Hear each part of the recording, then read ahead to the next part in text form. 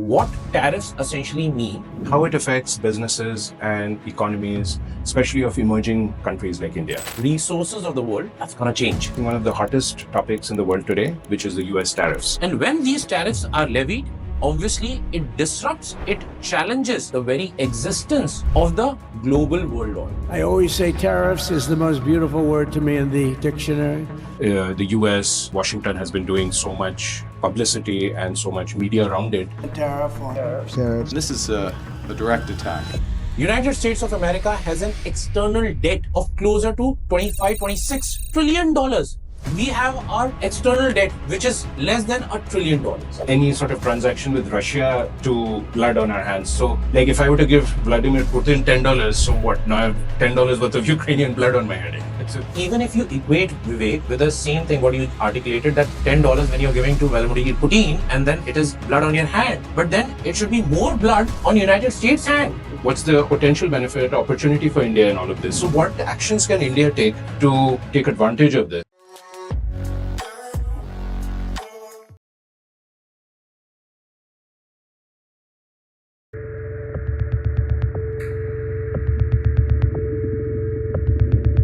Hi everyone, this is Vivek Shrivastava. Welcome to my channel. And today we have a returning guest.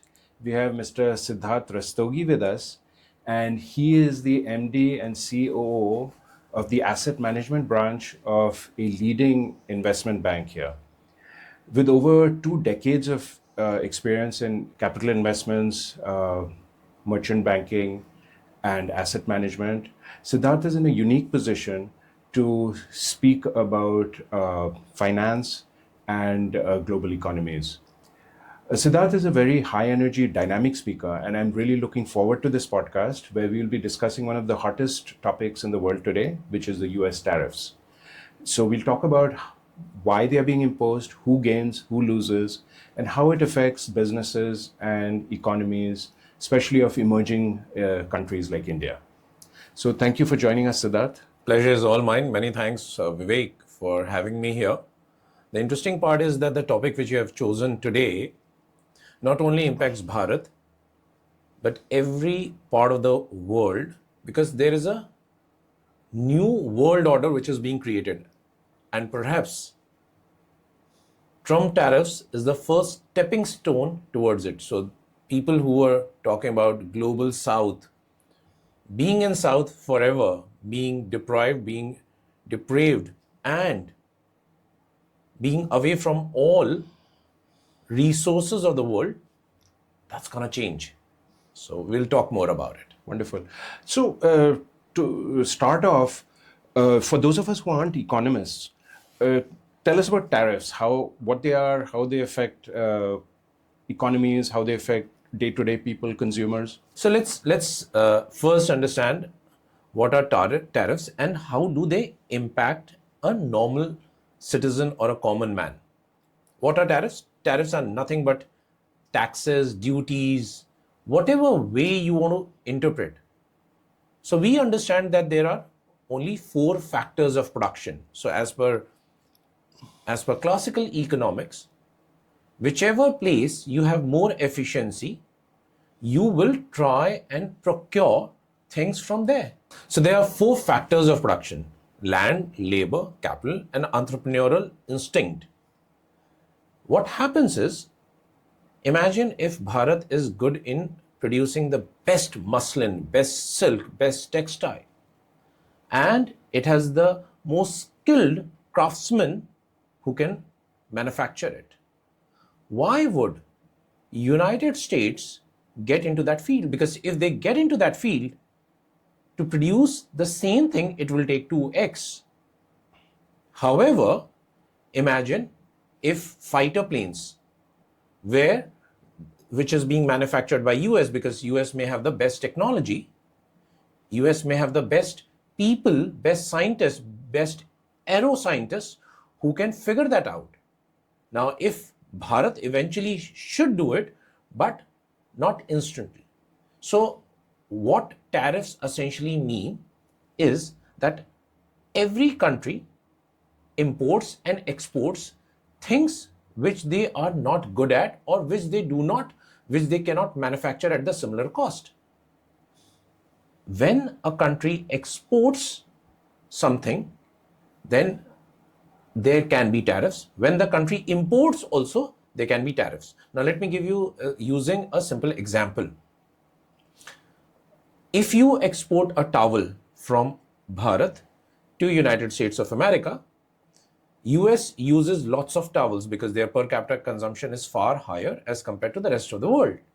So they can impose a tariff for three reasons. Number one, it can be to earn revenue for the government. Number two, it can be for ensuring that their industry gets protected. Obviously, because if their manufacturing is impacted by the imports, they are obviously gonna do that. Number three reason is that for imports, can they put a reciprocity? So imagine if Bharat is putting tariffs on certain goods and products which are being exported by United States to Bharat, in reciprocal way, US is also putting the tariffs. So these are the three reasons why people put tariffs. Now, there can be embargoes or tariffs which can be put on the exports as well.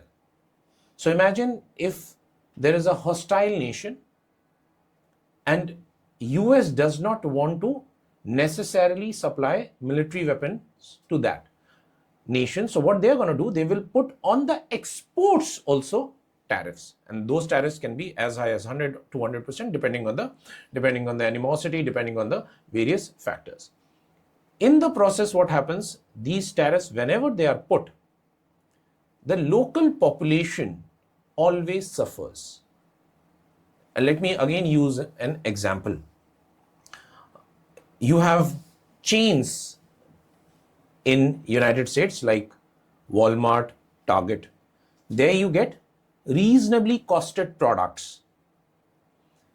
In last 6 months, a normal backpack which used to cost maybe $6.99 is already costing $11.99, in some cases $9.99. So there is a visible jump. You may think that it's only a $3 or a $4 or a $5 jump. However, in percentage terms, you are talking about almost 60 to 70 to 80% or sometimes 100% jump.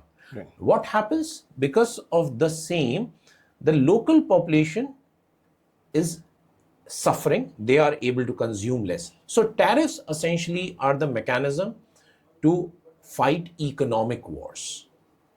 And in the process of economic war, the biggest sufferer is the local population. Now, tariffs were always around, and countries implemented tariffs on each other. This has been going on for a long time. But recently, it's just been such a big mainstream news, and the US and Washington has been doing so much publicity and so much media around it. Why is that? So let me give you some history of tariffs as well. So tariffs were first implemented in 1790. So it's been almost like 2.5 centuries back, roughly 2.5 centuries back, when the first tariff was implemented. Subsequently, and as I mentioned, there were three reasons why the tariffs were generally put. Having said so, tariffs actually were extremely detrimental, and one of the examples which we see in the history is the Great Depression. So we all know that in United States there was a massive market collapse in 1929. Why did that happen? That happened exactly the same reason why it happened in 2008, over leveraging. At that point in time, in 2008, it was subprime. However, in 1924 till about 1929, people were just hugely gung-ho about manufacturing, and they leveraged their personal assets, they leveraged everything to invest into the stocks and relatively unknown stocks. And eventually that bubble bust in 1929, result of which the entire US economy went into deep recession. 1930, there was a Scott-Hawley Tariff Act which was implemented. And why was it implemented? Two reasons. A, because of the Great Depression, the coffers of the United States Treasury also dried up. Also, the industries were collapsing. To protect both of it, tariffs were put. What it did, there is a cycle of recession, recovery, growth, and again depression, and then recession, and this cycle continues. Generally, the economic cycles back then used to be between 9 years to 12 years. Now they have compressed as low as 2.5 to 3 years time frame. Because of this simple act of tariff levy, the Great Depression lasted for over 2.5 decades, only because of this. So what I'm trying to say is, whenever these tariffs are levied, it leads to a longer term ramification which can be detrimental to the economy also, which is levied. Now, why this suddenly has become a big hoopla, as your question says, Vivek, is because the world order now is more integrated even as compared to what it used to be in 1930s or 40s. We as economies are interdependent. The flow of money, the flow of information in the internet age is far more swifter and far more interdependent. And when these tariffs are levied, obviously it disrupts, it challenges the very existence of the global world order. What is the global world order? That you would tend to lean on something which you are not good at, and you will give something which you are extremely good at. Now, why Trump has been, so the more relevant question here is why Trump has been able to do this tariff, and why the world is panicking. Back then, the global trade was relatively smaller in size. Today, if you look at the quantum, the world economy is closer to $113.8 trillion. $113.8 trillion. The global trade is approximately $33.5 trillion. So what you are talking about is roughly 30% of the total world GDP is only the global trade. Out of that, three-fourths of the trade happens for merchandise. 1/4 happens for the services. And the largest exporter in the world is China, which is roughly around 3 to $3.2 trillion of exports. The second one which exports is incidentally United States. So United States also exports large quantity, which is closer to $2.2 trillion. So it's in a global parlance, in a global jurisdiction, if one has to put things in perspective, global trade can be, if global trade disrupts, you are talking about GDPs of not for Bharat, but a lot of countries getting challenged. Livelihood of people, which is completely or in some cases partially dependent on these exports, will get challenged. Number 3, people who thrive, there are industries which thrive because of the global trade, that also will get impacted. Hence, there is a huge hoopla about these things. Just to put in perspective, Bharat exports roughly around $80 billion of goods and services, of predominantly goods to United States. Out of that, 65% of the products have been put under the tariff. And what tariff? 25% tariff standard and 25 penal tariff, because Bharat is buying oil and weapons from Russia.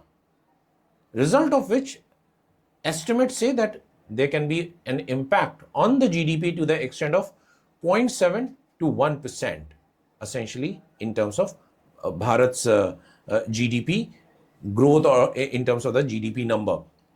Now, there is another interesting aspect one has to look for. I spoke about 25% plus 25%. Right. Why this 25%? We all know that because Bharat is importing crude, importing gas, energy supplies, as well as weapons from Russia. Now, look at the hypocrisy, look at the conundrum. United States levied the penal tariffs on Bharat, additional 25%. Interestingly, since the time Ukraine and Russian war started, which was in February of 2022, till about June, July of 2025, United States itself bought fertilizers, only fertilizers worth $5.5 to $6 billion directly from Russia. So imagine the country which is levying tariffs on us, penal tariffs, they themselves are buying the fertilizers. So isn't United States responsible for the killings in Ukraine? Number one. Number two, furthermore, they have bought roughly around $26 billion of essential things like aircraft engine parts, enriched uranium, catalytic components for the automobiles. So all these things they are buying directly from Russia because they know that these are specialized items which are manufactured in Russia, and they are buying it freely, and they are penalizing us for the same. They are one of their closest ally, European Union, which has been levied a benign tariff of 15%, interestingly, has bought $460 billion, roughly $500 billion worth of crude, other supplies from Russia since the Ukraine war started till about June, July of 2025. Right. So these are completely double standards. Whose hands are stained with blood? It's not Bharat, for sure. It's United States, it's Europe. And one also has to think through that this is not the first time where United States is playing on both sides of the alley, both sides of the war. They did it in First World War, they did it in Second World War, and now they are doing it again. You know, the other interesting thing is the way they are just equating any sort of transaction with Russia to blood on our hands. So, like if I were to give Vladimir Putin $10, so what? Now I have $10 worth of Ukrainian blood on my head. It's just a very... So even if you equate, Vivek, with the same thing what you articulated, that $10 when you're giving to Vladimir Putin, and then it is blood on your hand, but then it should be more blood on United States hand, on European hand. No, I'm even questioning that entire formula, that just because I did some deal with whatever country, does that mean, and they're in a war with another country, then how does that affect? Because even if I don't do trade with that country, they're in war because of the whatever geopolitics, there's that. It's nothing to do with me and my trade with that country. So it's very, to me, it's a very simplistic equation they're trying to put out there, that, oh, you bought oil from there, therefore it's all your fault. And you think from a different angle there, even if you're doing a trade. So one aspect is that. Second is that, as I mentioned, articulated earlier, that they themselves are supplying their dollars to Russia, right? They are supplying, because how else are they buying the fertilizers? How else are they buying the auto components? How else they are buying the aircraft engine parts? More importantly, one has to think through, there are millions of Russians who exist. They have families there, the civilians are there. Now, there are essential things which Bharat is also exporting to Russia for their sustenance. Right. Isn't it our fiduciary responsibility to take care of Russia as well as Ukraine civilians? Now, interestingly, Bharat has always been supporter of humanity, and one example of it is, whilst we are purchasing crude and weaponry for our own protection against the hostile neighbors or against the hostile enemies, we are also supplying goods and energy to Ukraine. So, interestingly, the largest supplier of diesel to Ukraine is Bharat. So, aren't we enabling both sides of the civilians? That's the point.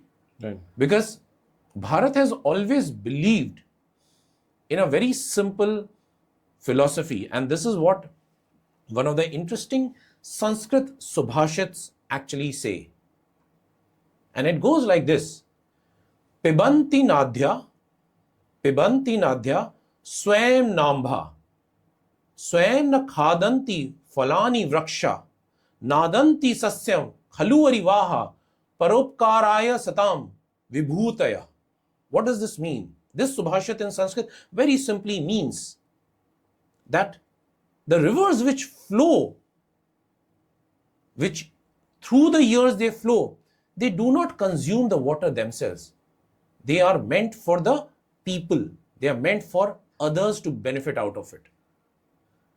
The seeds which are sown, which eventually became plants, and then they became trees which give out fruits.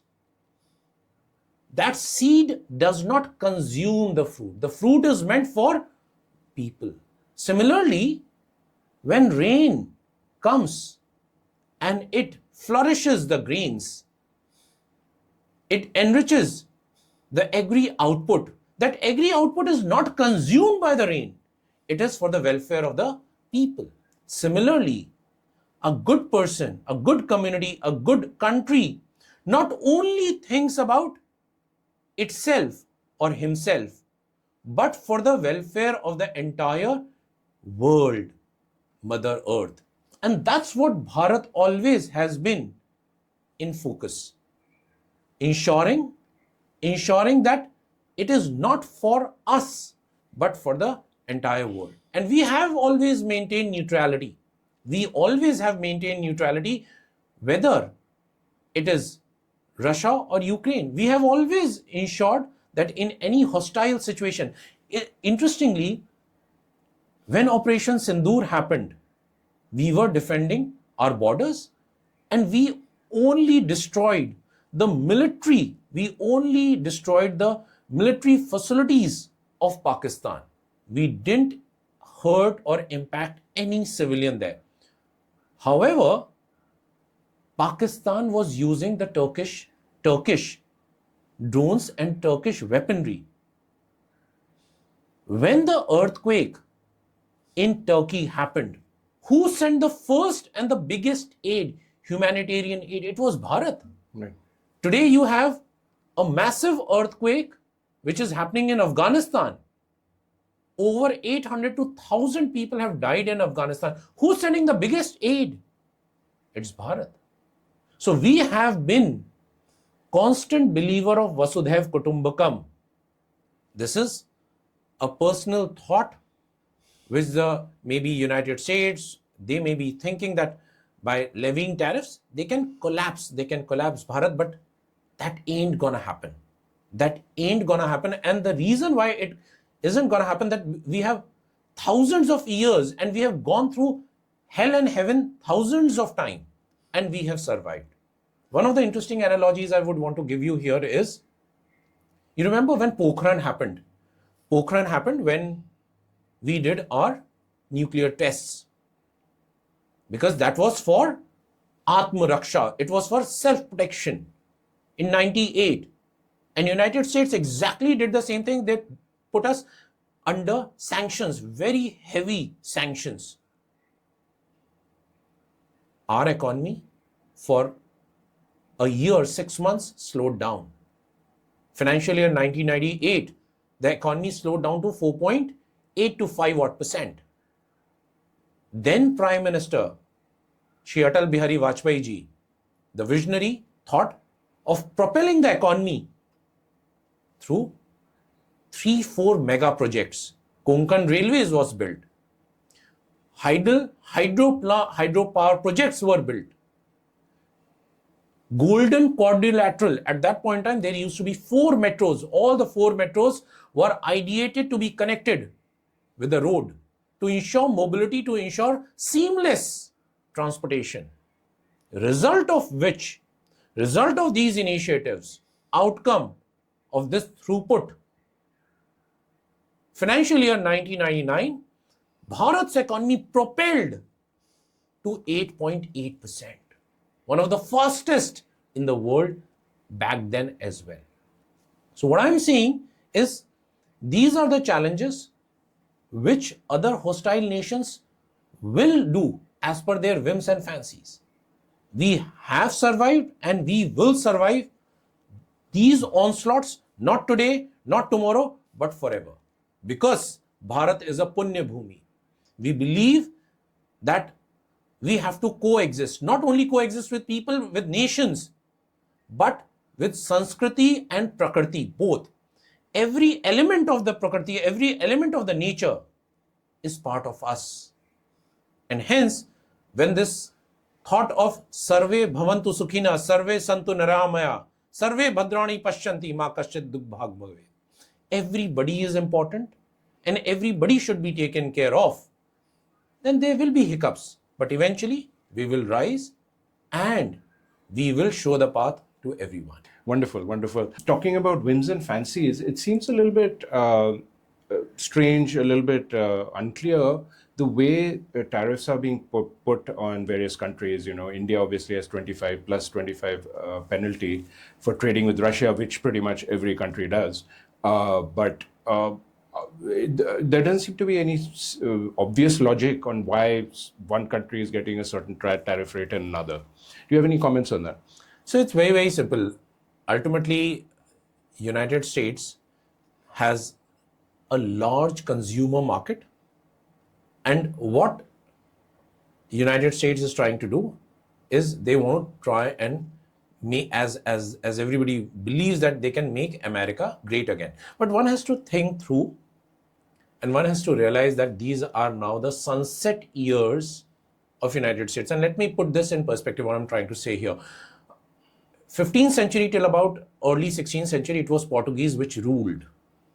Subsequently, it was the entire world was dominated by Spaniards. Then it was led by Dutch, Netherlands, followed by French, followed by Brits for nearly 120 years. If I look at since the time, the Second World War, though we call it First World War and the Second World War, it wasn't a world war because essentially only the European nations were fighting amongst themselves. So we call it Second World War. So post Second World War, we saw the dominance of dollar, and dollar dominated till now.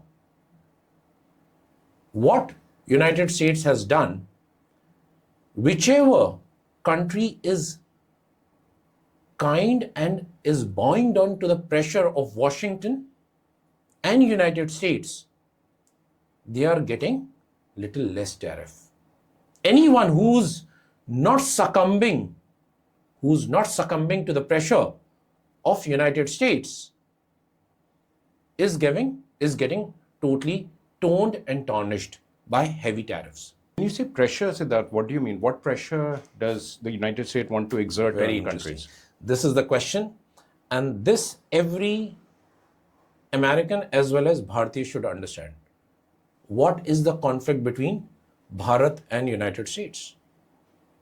So, United States, almost 80 to 90% of the agri, dairy and fishery produce is manipulated and genetically modified. Now, what does that mean? Let me explain to you.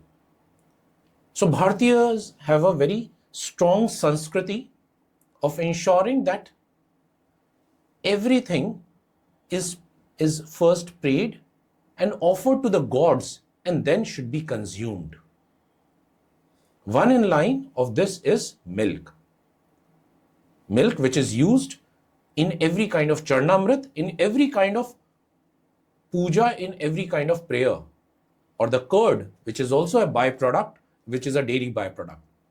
Now, what United States has been trying to push, and this has been all over the point of contention, they want to push bloody milk. What does bloody milk mean? Non-veg milk. So what United States, some of the practices they do to ensure that cows there produce more amount of milk, more quantum of milk, they feed in the fodder blood of lamb, blood of pigs, blood of chicken, any kind of blood, as well as meat, as well as mutton. And when it is mixed, initially the cow doesn't eat, but eventually, slowly and steadily, they succumb. And then they keep eating that so that they can gain weight quickly. When they gain weight quickly, they obviously produce more output in terms of milk. However, cows can only give milk when they are pregnant. So what happens? There is forced insemination on a much higher frequency so that they can produce a calf much quickly and their milk can be extracted much faster. Number two, after a point in time, when their capacity to get pregnant, when their capacity to become a mother declines, they are yet fat. And because of this bloody fodder, non-veg fodder, meat fodder, when they have meat on their body,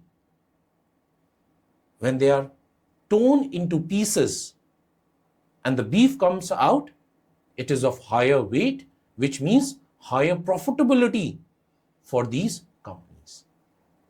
And this is something which is absolutely not acceptable in our culture, in our religion, in our dharma. It's not even the question of religion, it's the dharma.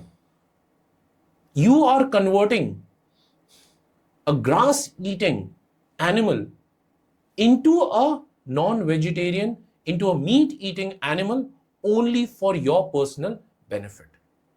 So that's one point in contention. The second point in contention is weaponry. United States controlled roughly around 41% of the total world weapon market. Russia controls closer to 18 to 19%. China controls 6% of the weapon market. We have just entered into that market of exports of weapons, very limited in a slow and steady manner. The same product in Russia cost 1/3, 1/4. In United States, it's cost 3x, 4x. Why won't I not buy for my safety, for my defense? And we all know that Bharat is surrounded by not so friendly neighbors.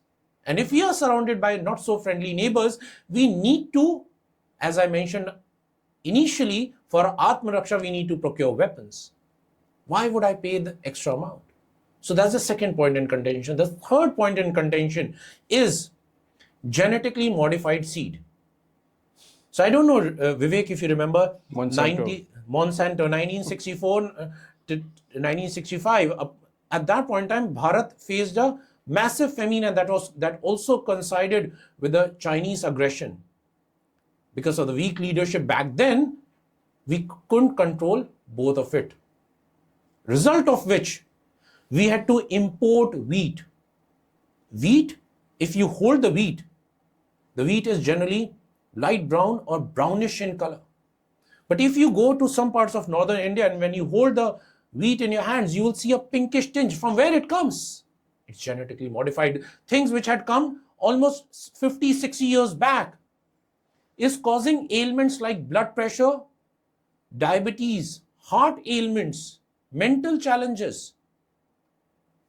Unfortunately, I'm sorry to say, I feel sorry for the people of America, United States of America, who are consuming almost 90% of the products which are packaged enabled by genetically modified food.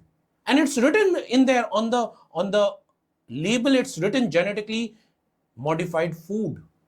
What it does, it makes you a perpetual eater of modern medicine. So when you take genetically modified food, you have to suffer with the life diseases. And when you suffer with the life diseases, you are a constant supplier to the big pharmaceutical companies. Have you ever heard, Vivek, any medical doctor saying that you take this medicine and your blood pressure after 1 year, after 2 years will get all right? No. What you hear, you continuously take this medicine and you'll be all right. The ailment won't go, but you will be on this medicine in perpetuity for life. And the same thing with diabetes, the same thing with heart ailment. So what they are doing is they are creating repeat customers in perpetuity. And this is what genetically modified seeds can do. So they want more customers from India now.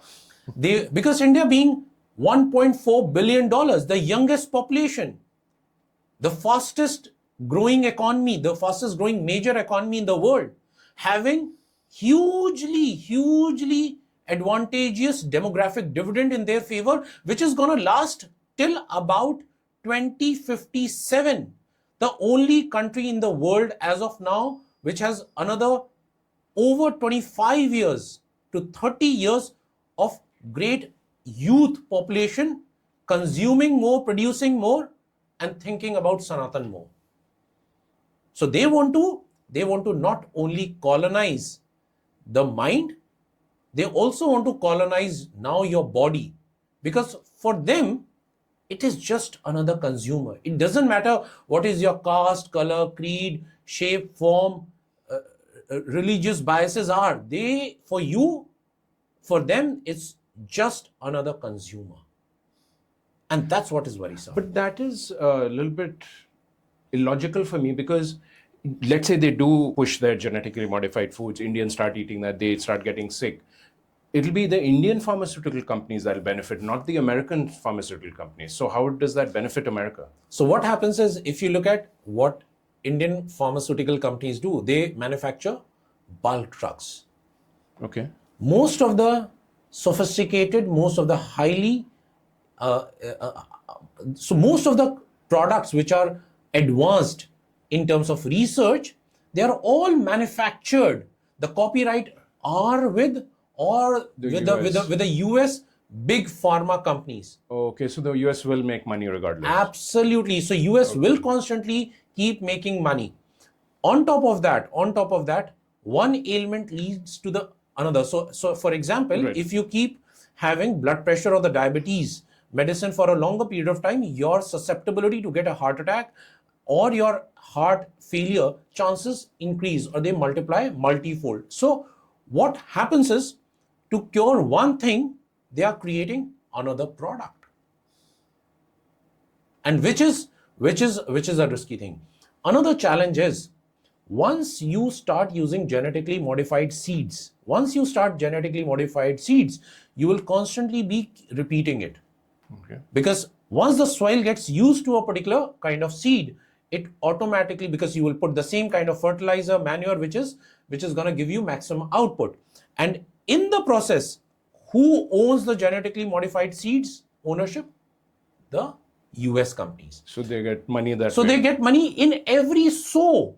Right. Every seed, whatever you sow, every season which you sow, they will get the money. Currently, what do we do? What is our practice? Very simple. Whatever is the output, we take a part of it and we just resow it back. So there is no copyright, there is no taxation, agriculture is a very straight business, because for us, It's not agriculture, it's Anna. Anna means Anna Devta. In Kali Yuga, Anna is the god. And that's why Anna Dan, the donation of food, is the highest degree of donation or the highest degree of punya karma, good deed. Why? Because Anna is essential for the body sustenance. Anna is essential for your mental sustenance. And unless your body and mind are in harmony, you cannot achieve spirituality or spiritual elevation. That's why what Bhagavad Gita very simply says, Udiratmanatmanam. Udiratmanatmanam. This is in chapter 6 of Bhagavad Gita, and it very simply means elevate yourself by yourself. And this is the time when Bharat, Global South, or countries which have history, legacy, and Sanskriti of thousands of years should do.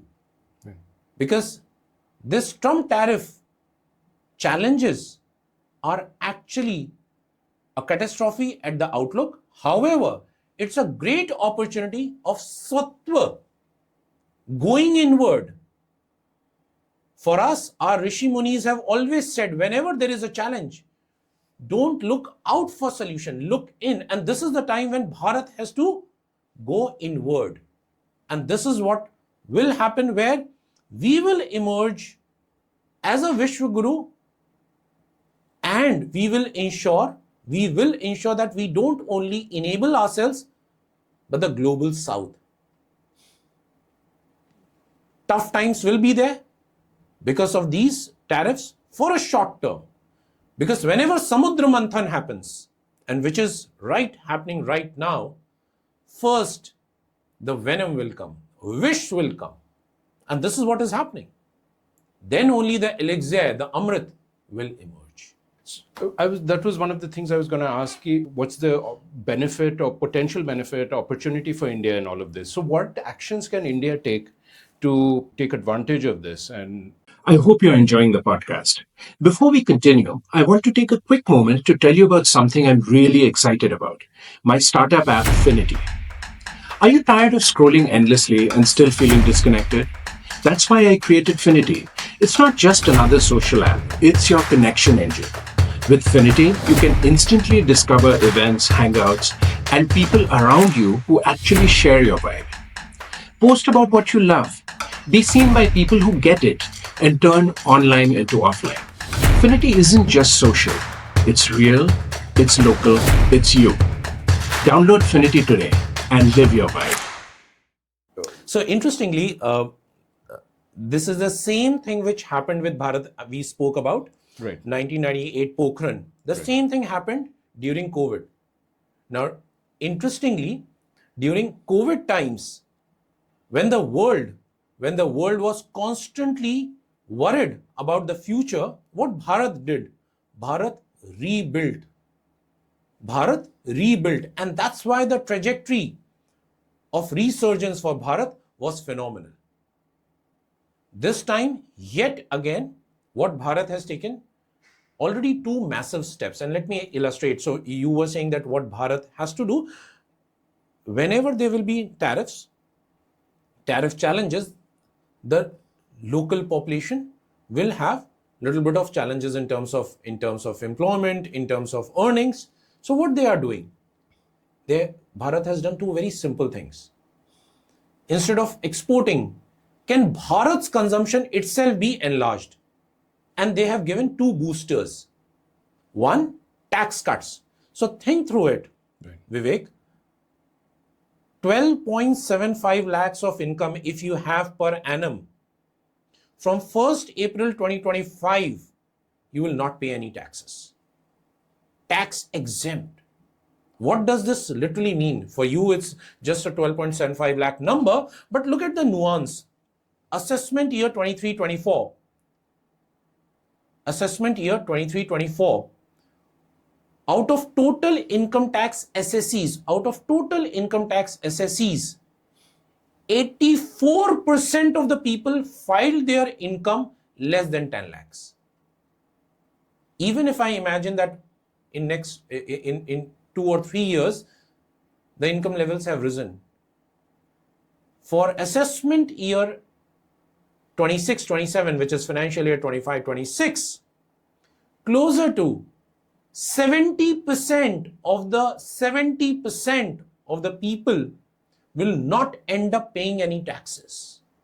It's a huge benefit to people who are not so well off, people who are middle class, people who have a little bit of challenge financially. What in turn it will do, the government will collect less. Right. 1 lakh crores of tax. What it will do, this is a monetary stimulus. Monetary stimulus, as per classical economists, it multiplies 2 times. So, in next 18 months, you would see the benefit which will come to the economy is to the extent of 2 lakh crores.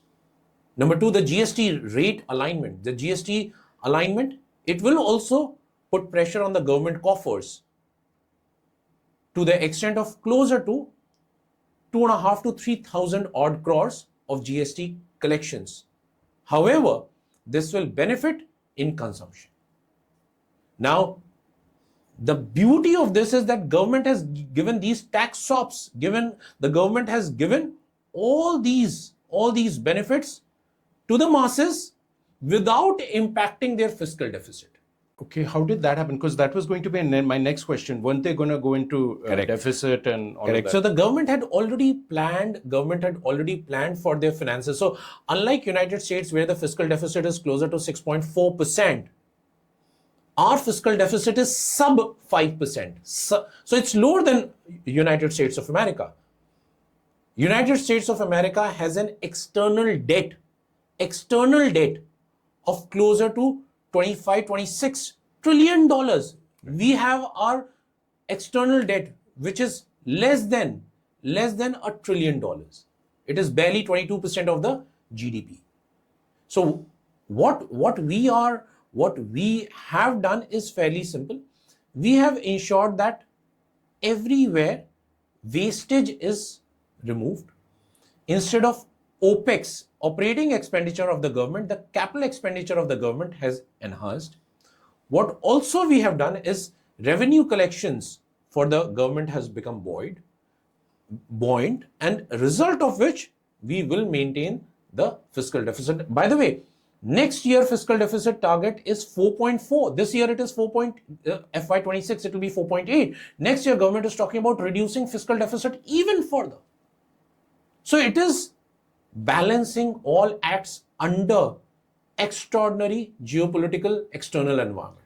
I had a question around deficits and going into countries' debts. And this is a little bit tangent to our tariffs topic, but I am curious about this.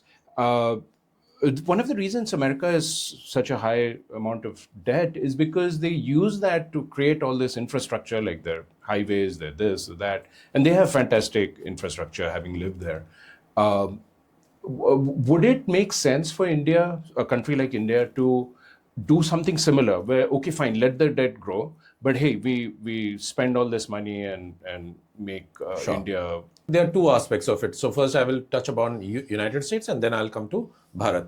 United States, there hasn't been any infrastructure creation which has happened in last 80-90 years. All the infrastructure which was created in United States was in 19th century, not in 21st century, 19th century. Okay. Mid 19th century till about late 19th century. And that's why there's a very famous saying which goes in United States. It says that, did America build great highways, or great highways built United States of America? So they laid the foundation in mid to late 19th century, and on that, the development of United States happened rapidly. After that, and this has happened almost 120, 130 years back. After that, there has been no significant spending on the infrastructure in United States. So that's number 1. Number 2, United States United States, by the way, ladies and gentlemen, have a debt of $36 trillion, and out of that, $26 to $27 trillion is external debt. Out of that, roughly around $7 trillion is coming for maturity in next 12 months. Now, why United States could borrow the so much of money? Because in United States, the inflation was very low and the rates of interest at which the government could borrow was very low. However, that has changed. That has changed. Today, the 10-year, so in 2020, when the balance sheet of United States expanded massively, which was during the COVID time, they could borrow money at sub 1%. Sub 1% for 10 years. Sub 1% for 20 years. Now, if they have to borrow the same money, they will borrow at 4.6, 4.7, 4.8%. So imagine 4x the cost. And that is one of the biggest challenges which they are facing at the moment. So United States did, because at that point in time, inflation was low, interest rates were low, and economy was reasonably doing well. Now, it's all over. The party is over. In Bharat, we did massive infrastructure creation in last 11 years. And let me give you some glimpse of it. What was created in the total number of highways which were created between 1947 to 2013, 2.5x of the same national highways were created in 11 years. So what you created in roughly around 66, 67 years was more than that was created in 11 years, number one. Till about 2013, 2014, we had railways which was electrified to the extent of 60, 65%. Now 100% railways has been electrified. Now what does it do? Infrastructure creation. So by the way, if you're thinking that infrastructure creation, today after United States of America, Bharat's road network is the second largest in the world, superseding even China. What all this did is massive growth of Bharat. Whatever GDP we had till about 2013, the same quantum of GDP. So imagine from 1947 till about 2013 what GDP we created. The same GDP we added in last 5 years. So all this happened because of the infrastructure spending. But for Bharat to borrow so much money, what will happen? Bharat is a fast growing economy. When you have a fast growing economy, you have relatively higher inflation. You won't have an inflation of 1.5, 2%. You will always have an inflation which will range between 4 to 4.5, 5, 5.5. Which means if my inflation is this much, to keep the real interest rates positive, 10-year GSEC will always be at 6, 6.5%. And if I have to borrow money, I have to borrow money at 7.5, 8%. Now, if I borrow that money to a very large extent, and if external, it is going to have a huge challenge in the future. So what Bharat is doing is not trying to borrow money, use internal accruals and use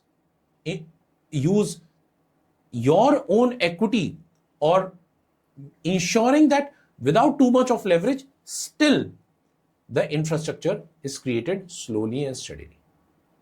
We did this fiscal stimulus in COVID times when the massive infrastructure was created.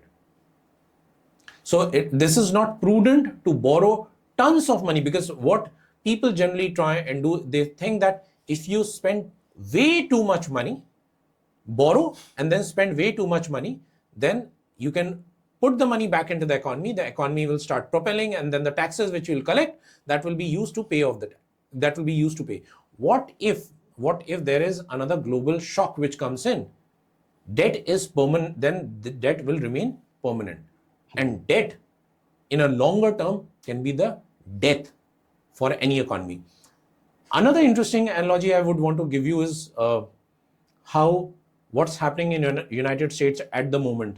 So we spoke about how the common things of daily usage have become more expensive in United States, right? Because of which there are businesses which are also suffering in United States. And hence, in United States, we are seeing after COVID, in calendar 25, we have the highest number of bankruptcies which are being filed. I'll give you a very interesting incident which recently happened. Canada, a close ally of United States, right? Very, very close ally of United States. Canada, Mexico, and United States have an agreement. USMCA, United States, Mexico, Canada agreement. What it says is, till a certain extent, if one country exports to another, there will not be any tariffs. And it's casted in stone. So you can't change it. However, United States levied tariffs on Canada as well. So what happened? One fine day, and this is just 4-5 weeks back, United States, all the dairy farmers were in shock. Why? There's a limit which has been set till 3.6%. Till 3.6%, the United States free products, dairy products can go in Canada with no tariff. Canada will not levy any tariff. However, if that thing breaches even marginally, you can levy tariff. This limit was breached in April of 2025. Farmers don't know about it. They were constantly supplying to dairy farmers who were constantly supplying from United States to Canada. Just 3 weeks back, they sent their dairy products. And all of them were sent back. All of them were sent back. These farmers tried to connect with the big outlets, malls, and they were available at 50, 60, 70% discount. Cheese, milk, butter, every kind, because these are perishable items. And none of it was taken by Canadians, and they were sent back. Result of which we are seeing farm bankruptcies being highest in calendar 2025 after COVID in calendar 2020. Right. So what I'm trying to say is these tariffs are leaving the natives of American worse, poorer, and in duress. You mentioned about how it's negatively affecting the United States. What about inflation? Won't all this make inflation higher, right? We already touched that. So given that if prices are going to go up for Americans for pretty much all goods and services and whatnot, won't that negatively overall impact the US economy? 100%, absolutely, bang on. If these things continue, there can be two repercussions. One is US inflation can move up. Number two, the consumption in United States can drop. And already what United States is seeing is last 6 months, goods like apparel, goods like daily usage, discretionary items, their consumption has dropped from 15% to 20-25%. What does that mean? If you are buying 3 shirts or 5 shirts, now you are only buying 4 shirts. So interestingly, consumption is slowing down massively in United States. And who is getting impacted? The worst, it is impacting the local natives. The local natives of United States of America. People who are already having another challenge. So now they have dual challenge. A, prices are going up. B, their interest rates are already very high. As of today, the interesting, I'll give you a simple comparison. 2019, the home loan rates in United States on a standard basis used to be anything between 2.5 to 3%. In India, in Bharat, the same rates were closer to 7.2, 7.3%. Today, the home loan rates in Bharat are 7.6. From where? 7.2 to 7.6, 7.7, they are there. United States, the rates have moved from 3% to today 6.6 to 7%. So you are paying on the same EMI higher rate of interest, on the same home loan, on the same personal loan, and United States, everybody is most leveraged. So result of which, you are having challenge on the interest payouts, you are having challenges also, you are having challenges on higher cost of living. And this is a precarious situation. For the first time in last 40 to 50 years, you know what's happening, Vivek? If you go to big shopping malls, outlets like Target, Walmart, people are locking the products. What does that mean? So when you go to a shopping mall, you pick up the stuff, put it in the basket, you bill it and leave. Unfortunately, because of these challenges, because of this duress, because of this anxiety, because of lack of income, shoplifting has become so high in United States that people have locked the products. And when you want a product, you ring a bell, a person manually will come, he will unlock, you pick up one item, you keep it, it is put it into the roster electronically, and so that there is no shoplifting. Shoplifting has multiplied. It has gone up by 40-50%. Another interesting thing. Recently, we had floods in some of the states in United States due to heavy rains. In Bharat also, we have a lot of floods. It happened in Mumbai also recently. There were some people who were sitting in the car, and because of the traffic and because of the water logging, cars were stuck and they weren't moving for 3, 4, 5 hours. What did our people do? The same people who were sitting in the cars, and there were slums. Yes, there are slums next door in Mumbai. People from the slums came, they offered biscuit, water, and other food items to the people who were stuck. Though the water was inside the houses of the slums, they didn't care about themselves. They wanted to support because people would have been hungry. That's what they thought. What happened in United States when the floods happened? People came, they mugged the people who were stuck in the floods. So this is the difference. This is the orientation. What will happen is, if the culture and the perspective of the top will be X, it will flow down. Right. You know, talking about the negative aspects like shoplifting, I was also wondering about things like smuggling, because the process of smuggling, you eliminate the tariffs, and so you can get the only challenge is that these items are very, very bulky. These items are right.